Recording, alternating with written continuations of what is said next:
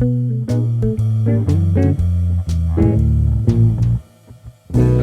and welcome back to the Monkey Lamp Podcast Season 2.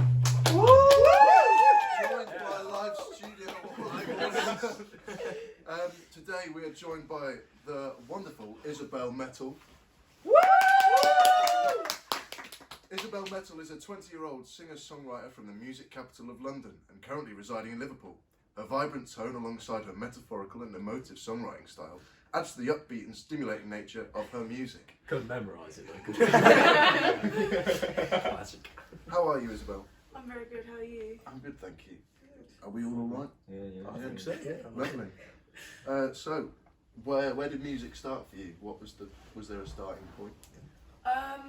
Not really. I feel like I just had like a lot of music around my house, like growing up. And then when my dad's a graphic designer, so he used like a lot of the like Macs and Apple stuff. So I found GarageBand on his computer one day. I think I was like 6 or 7, and I just started like using their like pre-made loops. Yeah, and then that's like, it was like my sister and stuff was like playing with her dolls and stuff, but I would just be like in the kitchen like making loops while she's like like little soundtracks to her little games and stuff. So that was basically where the production-y songwriting stuff started. So did you get into production before you sort of played any instrument? Yeah, kind of, yeah. I was playing piano as well, but I wasn't like singing. So, and then, yeah, it was just mainly the production stuff. It was a bit of a weird hobby when all your friends are like, oh, what do you want to do? And I'm just like, let's go on GarageBand, guys. I don't know. There are worse things to do, though, isn't it? So, yeah. So, in terms of like when you said you were playing piano and that, where did sort of things like the singing and guitar playing come into? I was doing all the music stuff, and I always liked singing. But I actually don't know why I started playing piano first. But I just remember my parents being like, yeah, let's get you into piano. So I had some lessons, but I was really like, I don't like. Brilliant. That's a really annoying camera. Let me make as much noise as possible. Right,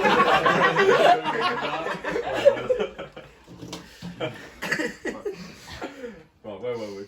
What was the question? So piano was the first instrument that you learned. But you can't really remember why. Yeah. I didn't really like playing it that much. Like I hated rehearsing or like doing anything to do with it. And then my teacher like ended up leaving. I found another teacher and he was like, yeah, I'm not going to teach you anymore because you don't like rehearse. Oh. So he was like but he taught me how to play chords, and then I was like, oh, that's kind of more fun than everything else. So then I started like buying the MIDI keyboards and stuff and putting that into my production. And then the guitar stuff was like just because it was easier to have in my room than the piano. Yeah. So I just started learning that, but that was literally just for songwriting. So yeah, those are the main beginnings. But yeah. Do you have a process for your songwriting, or is every project that you approach a bit different? It's usually the same, but I usually I'll open up just a Logic project and I'll just start I usually produce the track first, and then I write I produce as I go, so I write the song as I'm going, and then usually I'll go back and tweak little things, but it's pretty much done the day I write the song.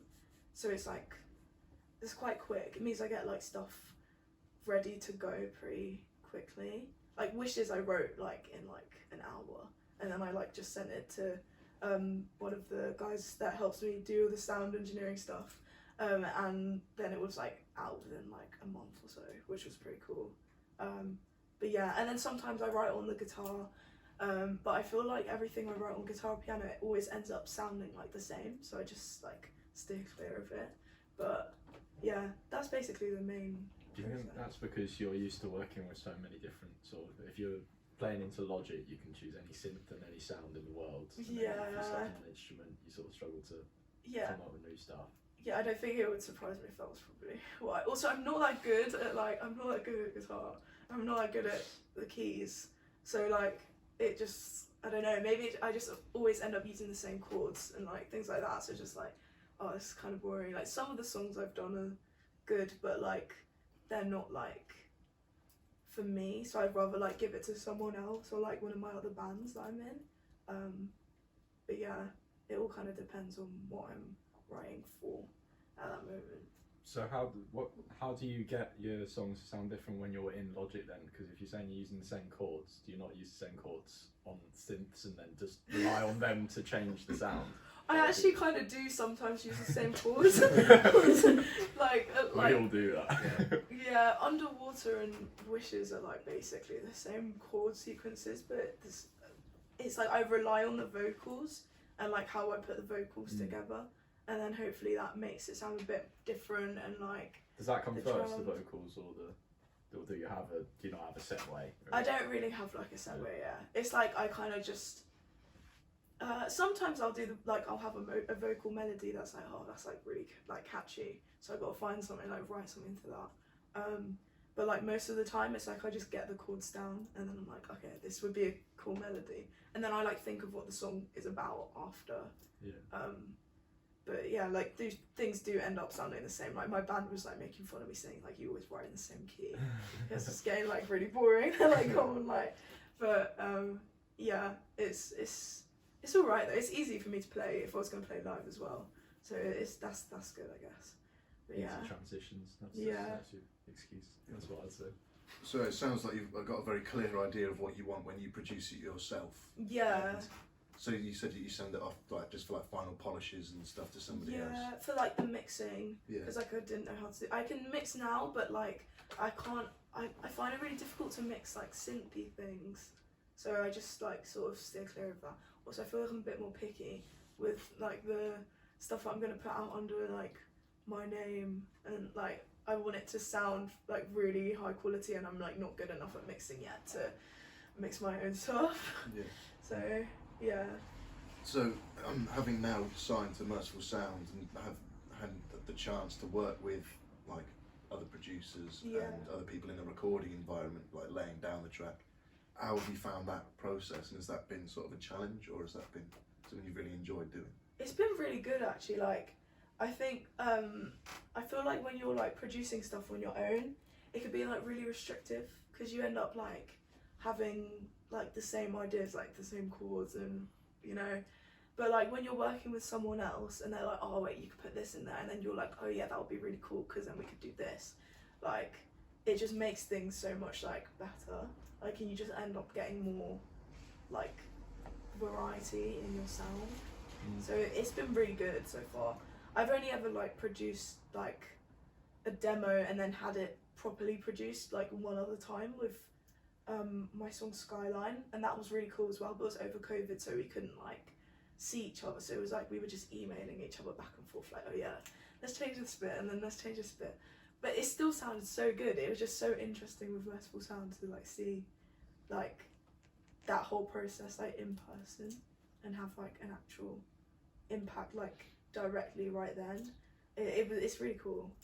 Yeah. So did you find that easier because it was in person, so it was like you could build up some rapport with like the producer or whatever? Yeah, it's been like very I don't know, it feels like we could just, if I say, oh yeah, like this bit, like I feel like it should have like a live instrument, and you do that right there, or like yeah, let's add this effect on it, or like let's just distort this. Like it's so much easier to say it like when you hear it than like to hear back like an MP3 file and then, you know. Yeah. But it's good either way. It's just been like really interesting because I didn't have that during COVID, so yeah. And then how do you feel that translates to like a live environment then? Because you've got a couple of bands and projects, obviously your solo stuff, Yeah. then things like Papaya Sunset and Sir Zebra that Yeah. like they play some of your songs as well. I know Papaya Sunset is less, so you're Yeah. The Papaya Sunset's an interesting one because it's like I'm gonna start writing songs specifically for that band, but the other singer Carlotta's like her songs fit the vibe so well, like, and they're fun to play, so like I want her to like take the lead on that one, and I don't mind like contributing a bit, but that's like definitely more her thing. But Sir Zebra is like that one's really cool as well, in the same sense of like taking your stuff to a producer, like it's the same kind of vibe in the sense of like it's less restrictive when you bring it to a band, and they all have like different ideas of how you want it to be played, of like how they want it to be played, and like you can like mix it with your own like ideas, and like I got some like new pedals and stuff, so like for like vocal effects, so we've been messing around with them, and like we've just got a new drummer, and he plays a lot differently to our other one, but like with the like pedals and like all that stuff, it sounds so good. It's like a new sound, like it's really interesting, but it's cool to like be able to have those like changes and like. Which do you prefer, working in a band or working by yourself? Well, I think it's like I separate them a bit, because like the like writing song stuff I've been doing for ages. Like I've been doing that since I was like 15, 14, like and putting them out. Yeah. But like when you like the band stuff, I only started really doing like last year, so. Can't say yet. Yeah, it's like. Answer. Yeah, but it's like it's very different both ways, to be honest. So I think maybe with time I'll prefer the gigging stuff, because I'm finding it really fun right now. It's cool like having people like know your music, and then you like can see that they know it. Yeah. Like one of the gigs I heard people singing like some of the lyrics to my song, and I was like, that's kind of weird, like it's so weird that they know it, but that's really cool. But it's also really cool when you like put out a new song and people are like, oh, that's really cool. Yeah. So yeah, I think they're both like equal but very different as well. Did you have much gigging experience before coming up to Liverpool, or is it sort of a brand new thing? It's like, it's quite new, but like before I didn't like gig. I did like a lot of like performances like in my school and stuff. So I had like a music scholarship in my secondary school, so like we had like events and like nights where, you know, students would go like and show the songs they've written and stuff like that. But that was like basically all I'd done. I'd been in like choirs and stuff, so I'd like gone and done stuff with them, but like other than that, like if I ever performed live, like it was literally just me and a guitar, and like not under Isabelle Mettle. It was just like I was like maybe just there. I was like I did one thing where I was like an interval performer at like a theatre, so I was just there like just doing covers and stuff, but it wasn't like me. Yeah. You've got plenty of performance experience and not a lot of gigging experience before. Yeah. It's really cool now though, like knowing that it's like me. It's like a brand. It's like a lot more fun now to like mess because around. You can make it your own thing. Yeah, it's really good. I'm really like enjoying it, but wanting to do more gig stuff than performance stuff now. Yeah. So whereabouts did you grow up in London then? Yeah, so I'm from Barnet, so it's like North London, and like it's alright there. Is there a lot? Is there a good music scene? Is there a lot of music or not really? I don't really like. I think London's too big to like have. I don't know, in Greater London, because there's like so much of it. Yeah. Like I don't know if you could say it has a good music scene. There's definitely like loads of opportunities for you, but like I think up here, because Liverpool's a lot smaller and like everything's a lot like closer together, the music scene here is like much more like prominent and obvious than in London. It's very much once you're in the circuit, you're in, like you can get gigs left, right, and centre. Yeah, it's and there's not like that many people operating in it. Yeah, and I feel like in London you could get like one gig, and then not have another gig for ages. Yeah. And that's another thing. It's just like it's too big to get decent gigs, and then like it could be good to do some gigs there and hopefully like get some people that don't know. Do you have a local Barnet venue? No. Barnet's like. What is your closest? I don't really know. There's some pubs around and stuff. They do like open mic nights and things, but it's not like proper like venues that I know of. Like I don't actually know. I didn't really gig that much, so I don't even know if I could tell you. That's probably more than I think. But yeah, no, I'm not too sure. Do you think growing up in that sort of environment then, or what sort of really influenced your decision to come up to Liverpool? Was it partly the music scene thing, or was it something else? It was like, so I spoke to someone, like they were applying to some unis up here, and they were like, oh yeah, Liverpool has a really good like music scene. So I just ended up looking at like a bunch of the unis around here, and then that was like when I like was looking at the courses, and then also like the fact that the city is like, there's a lot of musicians here, but it's not as big as London, so it's like a bigger music scene in a sense. Like I was like, okay, just let me get there. But yeah, like other than that, like I do love London. It's really nice for like the culture and stuff and the diversity. But like up here for the music stuff is way better for me right now anyway. Well, there's more people up here that care about the music, especially the sort of grassroots music, than down south. London, it's very hard to break through the circuit. Almost impossible. That sounds very true. But yeah, no, I would love to get some gigs up there, but I feel like yeah, it's too big to get like decent gigs at, like when you aren't like too big of an artist yet as well. So hopefully one day grow the brand in the London. north and Yeah. then the south. And then They can wait. London can wait. But yeah. Who would you say your biggest sort of influences were in terms of doing music, sort of both musically and not musically necessarily?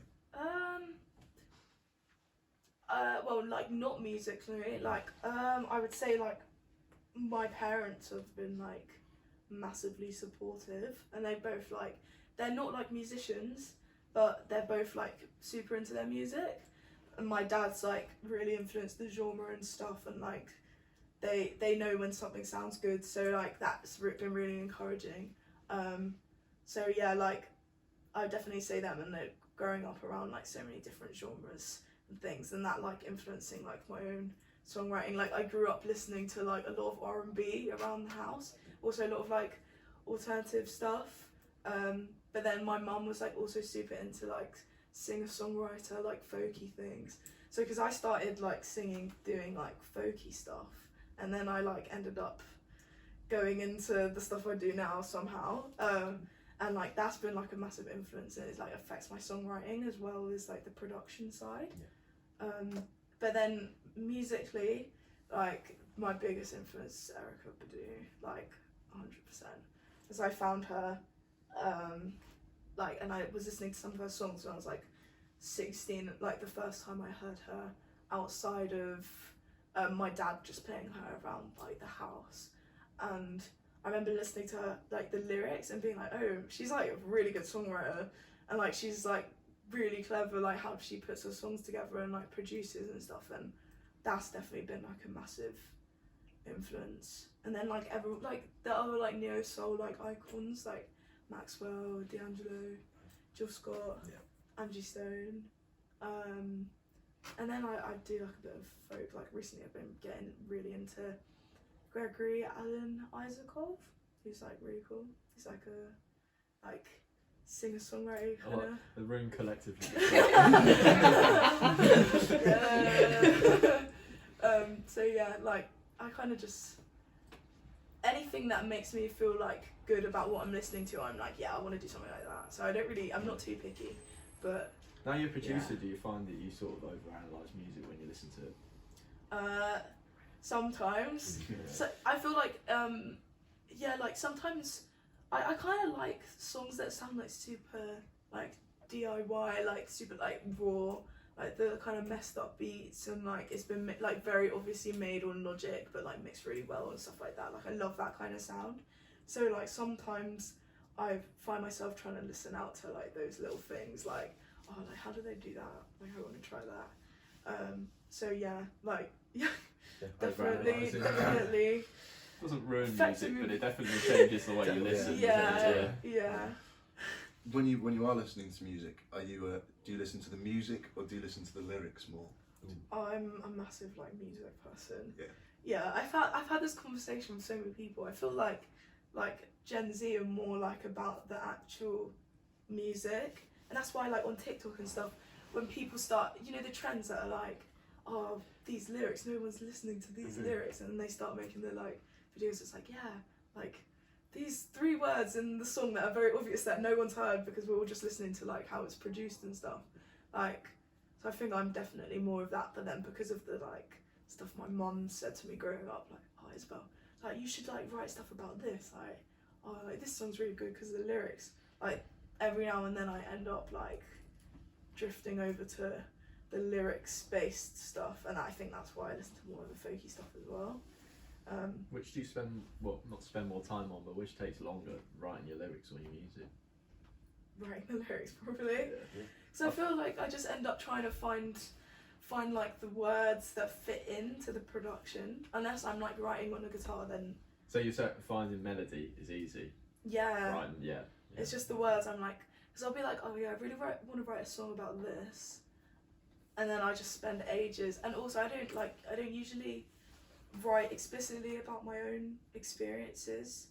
Well, in the tracks I've released so far, and so like it just means that I have to find things that make sense, but it's harder because I haven't got like my own direct like reference. But it's still good. It's like good practice, but I do kind of want to focus more on the songwriting side of it. So hopefully some of the stuff I put out soon will be more lyric focused. But yeah. Lyric focus. Yeah, lyric focused. Yeah. Spoken words of song. Yeah, it's just like poetry. English teacher moment. So, you're playing next week, Independent Venue Week. Yeah. Are you looking forward to it? Who else is playing on that night? So it's Tabby and the Halftimers, and it's also Georgia Johnson. Oh, cool. Yeah, so that's gonna be a really good night. I am looking forward to it, especially because like what I was saying about the band changing up and like getting more like different. We've got like a couple songs that we've been holding off messing around with, so hopefully like we're gonna start messing around with those and then get those played. Where is the But yeah, gig? it's at the Jack. Oh, it's at the Jack. Yeah. I had a panic it was in phase 1 there. I was like, you know you can't have a drummer. Yeah, no, it's at the Jack, so it should be good. But yeah, no, it's exciting. It's like cool to be doing something like important as well, like in Liverpool. Like yeah. So I'm very much looking forward to that gig. Yeah. We do love the Jack. Where have you got any other places in mind that you'd like to play? Any other venues or? Not direct like venues, but I do really want to play in Manchester. Like I just feel like the music scene there is also really good. So I'm like, yeah, I feel like I need to get over there. I do want to play London at some point, but it's also like a matter of like people like coming, and like loads of my friends are kind of all over London. It's like it can be a bit difficult. So yeah, there as well, maybe at some point. Lovely. But yeah. Well, I think we've come to the end of our line of questioning. So just to round Line off, of questioning. Like you love podcast is back and it's changed into interrogation. so just to round us off, Isabelle Mettle, what is your meal deal options of choice? We're going stinky or It's gonna fresh. sound so bad. Okay, cool. Oh, we should have you know in Top Gear when they had like the cool or not meal? Oh yes! Not cool, yeah. We should have like a meal deal. The set's going to need Bring some out some redesign. Approved, unapproved meal deal. Yeah. I feel like mine's actually bad because I don't really like meal deals. Sacrilege. No, I know. I think that's respectful. I You know. can say that. I know it's bad. I don't mean to end it on a bad note. But you guys like get out. Sour taste. This podcast isn't covered. Yeah, no, it's not. I don't like sandwiches. So Fair enough. That's alright. that's The the pasta that's options are plenty. Okay, I'm gonna go back today. I'm gonna go home and I'm gonna get a meal deal, and then I'll message you and I'll be like, We'll put it in. yeah, do a voiceover and just be like, these were her actual options. I'm joking, but we will do that. We will be expecting a message. Okay, I will do it then. So, cue Isabelle's meal deal. Now! Hi guys, I know this is really late, but I got a meal deal because okay, I'm just gonna show you the meal deal so you can put it in the podcast. Carlotta's here. Roasted cauliflower and spicy rice salad bowl. This was the £5 meal deal though. I don't know if we could put it in because I don't want to be beaten up. Tango. And then sensations. That's the meal deal.